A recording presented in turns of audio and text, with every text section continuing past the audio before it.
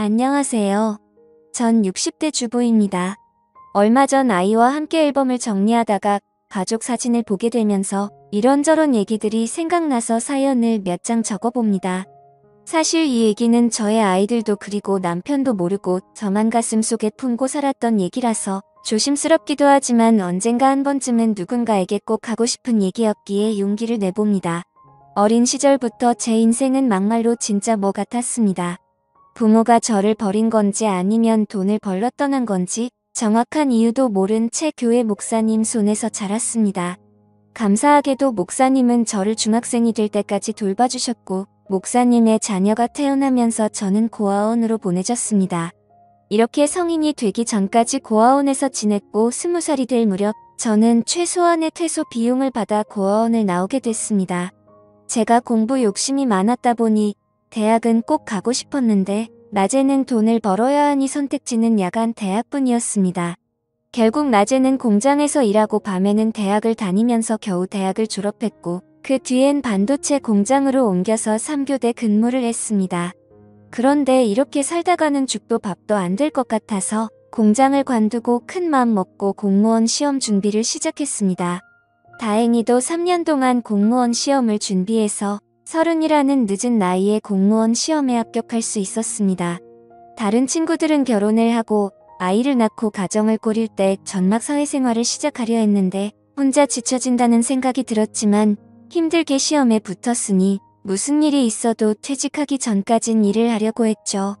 저는 한 지역의 시청에서 근무했는데 시민들의 민원을 처리해주는 부서에 처음 발령을 받았습니다.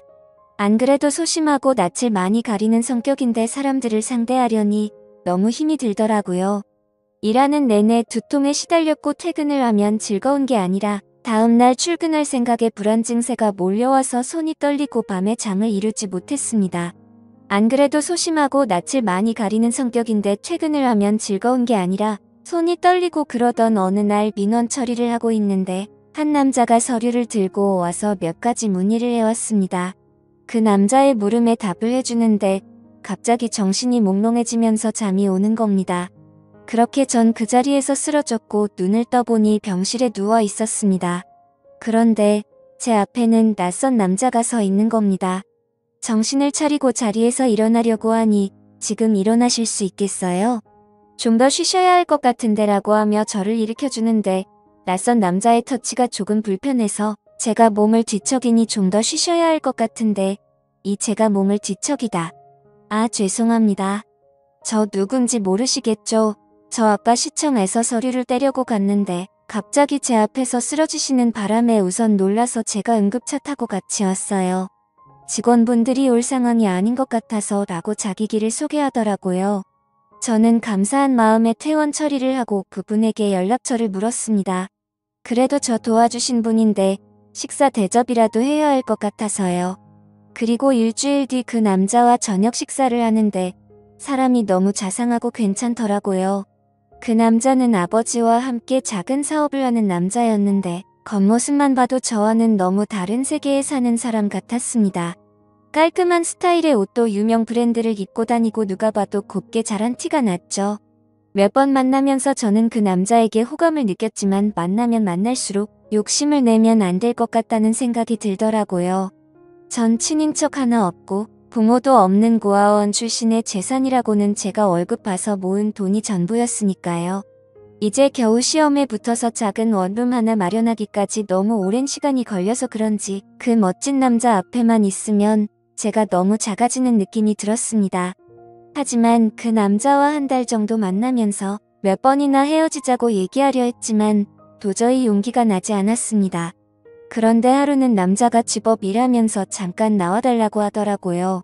남자는 차 안에서 저를 기다리고 있었는데 제가 차에 타자마자 저에게 입을 맞추더니 정식으로 연인이 되고 싶다고 하는 겁니다. 전 그 얘기를 듣고 펑펑 울어버렸습니다.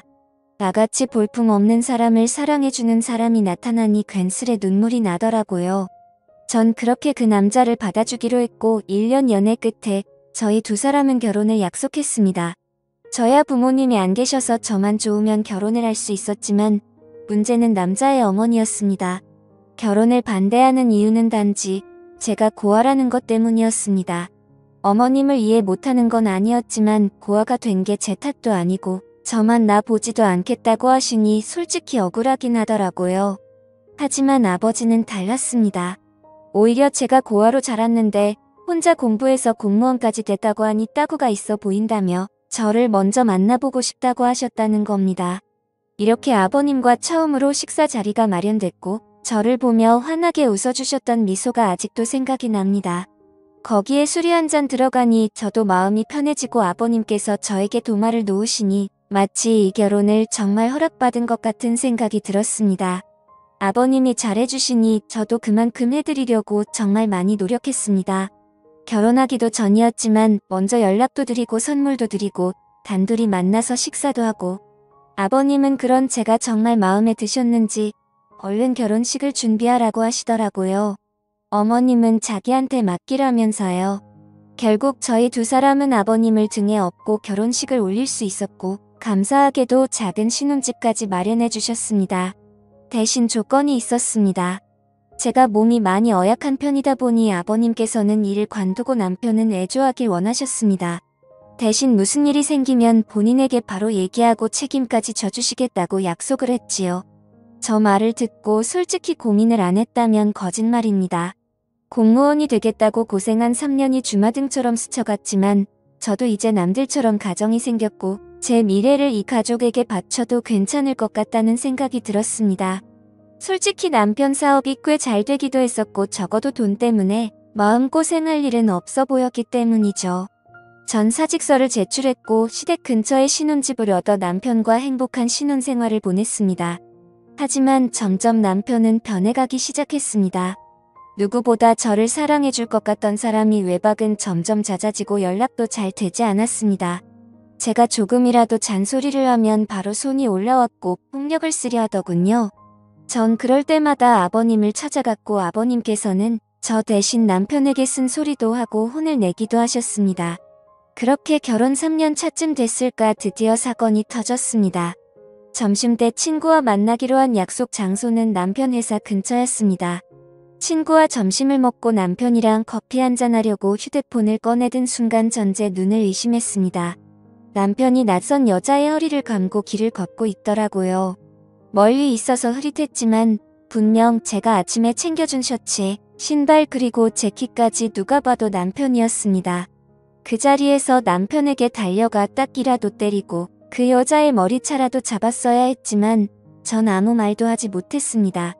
만약 이대로 이혼을 하게 되면 앞으로 어떻게 살아가야 할지 그저 막막하기만 했거든요.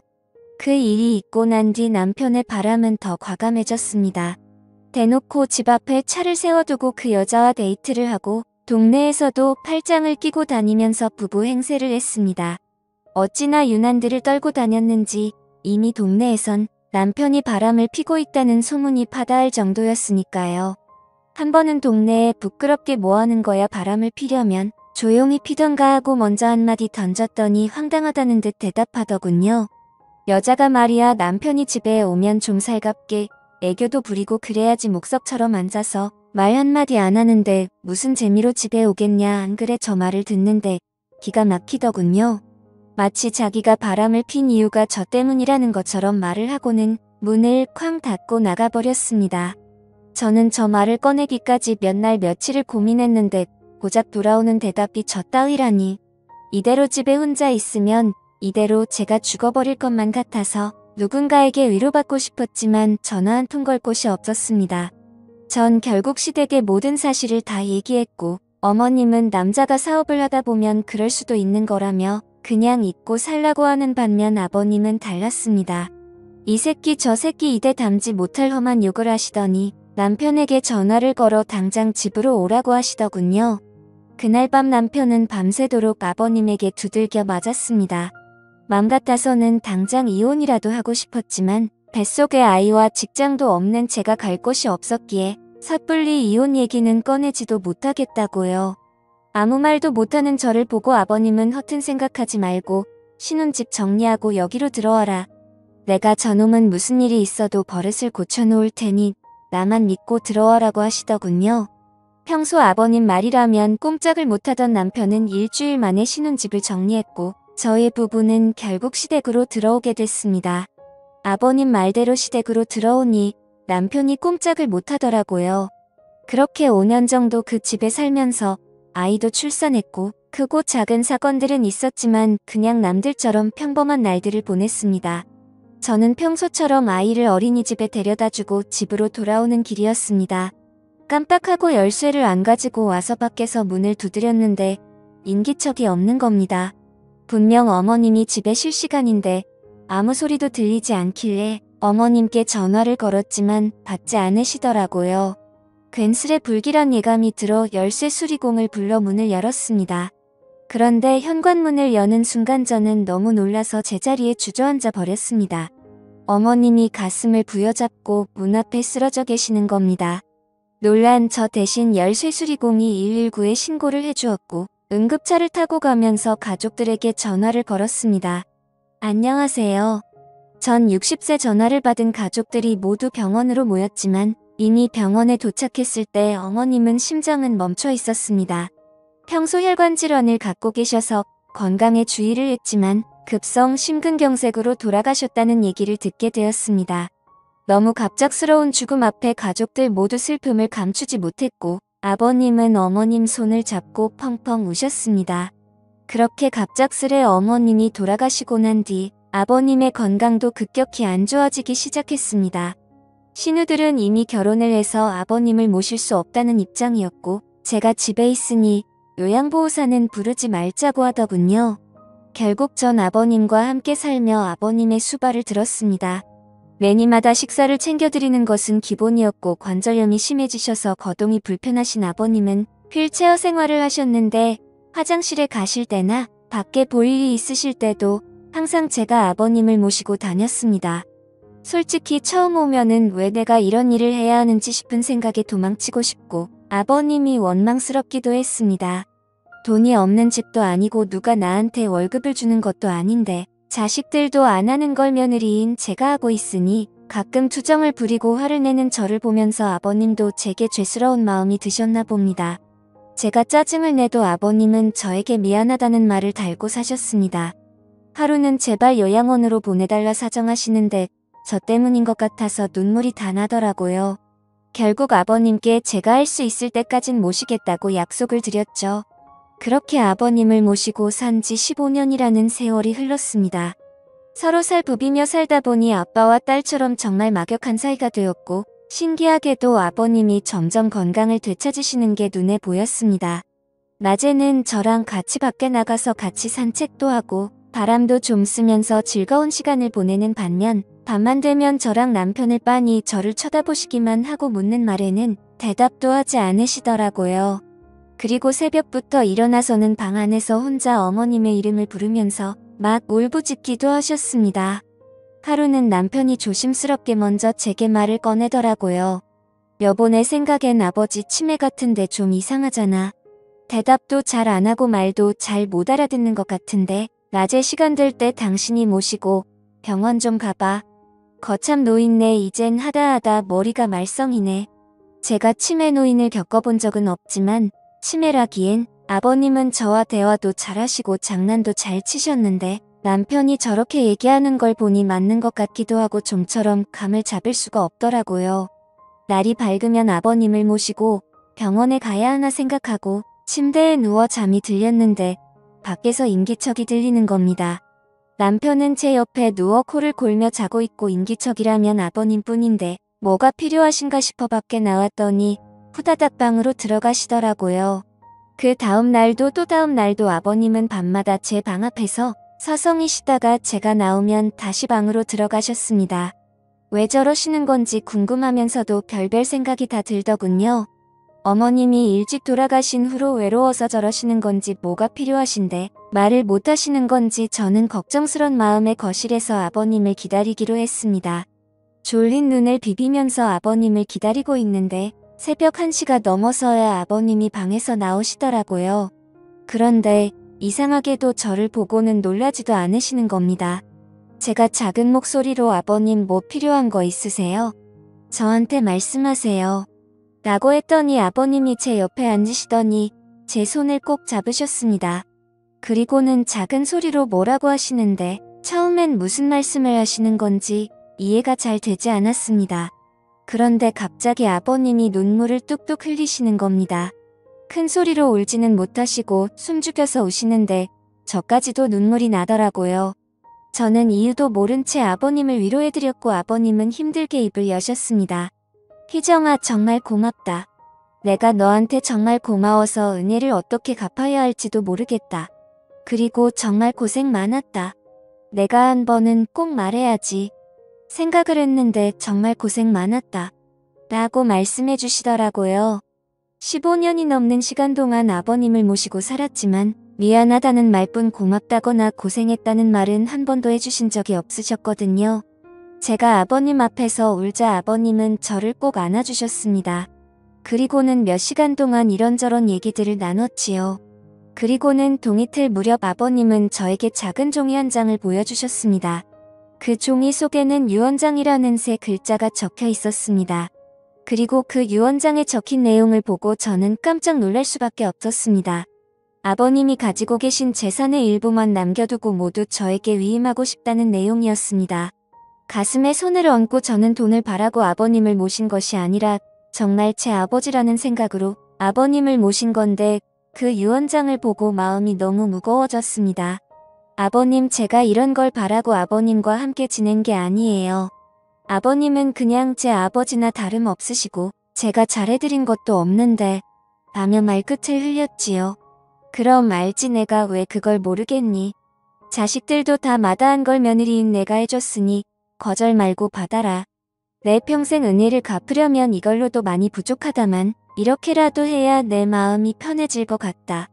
말씀하시고는 방으로 들어가셨습니다. 그 일이 있고 난 뒤 저 남편 아버님 모두 아무 일 없다는 듯 평범하게 지냈습니다. 저도 아버님도 그날 일에 대해서는 얘기를 꺼내지 않았지요. 그리고 3년 뒤쯤 아버님의 아침상을 차려서 방으로 가지고 들어갔는데 아버님께서 누워서 눈만 껌뻑껌뻑 하시는 겁니다. 아버님, 일어나서 식사 드세요. 마늘장아찌 좋아하셔서 그거 만들었어요. 하고 말씀드리는 순간 헛기침을 크게 하시더니 그 자리에서 숨을 거두셨습니다. 저는 아버님을 끌어안고 펑펑 울었고 결국 아버님의 인종을 지킨 며느리가 됐습니다. 아버님 장례를 치르고 물건들을 정리하는데 신우들이 집으로 몰려왔습니다. 아버지 유언장을 발견했다는데 신우가 갖고 있는 유언장에는 재산의 10%를 자식 셋이 나눠 갖고 나머지는 아버님께서 평생 후원해 오신 보육원에 기부하겠다는 내용이었습니다. 그 유언장을 보고는 세 남매는 아버님을 원망하는 곡소리를 냈고 그 모습을 보면서 저는 그 모습을 멀뚱멀뚱 바라만 보고 있었습니다. 물론 아버님이 제게 주신 유언장 얘기는 굳이 하지 않았지요. 어차피 제 돈도 아니었고 아버님께서 좋은 일에 쓰시겠다고 결정하셨으니 그 뜻을 따르는 게 맞다고 생각했거든요. 그리고 한 달 정도 시간이 흐르고 우리 집으로 웬 남자가 한 명 찾아왔습니다. 그 남자는 자신을 변호사라고 소개하고 작은 명함과 함께 재산 위임장과 이혼 서류를 제게 건네주었습니다. 알고 보니 살아생전 아버님께서 변호사를 통해 유언장을 미리 전달해 두셨고 재산 위임 조건은 남편과 이혼하는 것이라고 하셨답니다. 이 사실은 돌아가신 아버님과 변호사 그리고 저만 알고 있으니 걱정하지 말라고 얘기하시는데 전 그 자리에 주저앉아 펑펑 울어버렸습니다.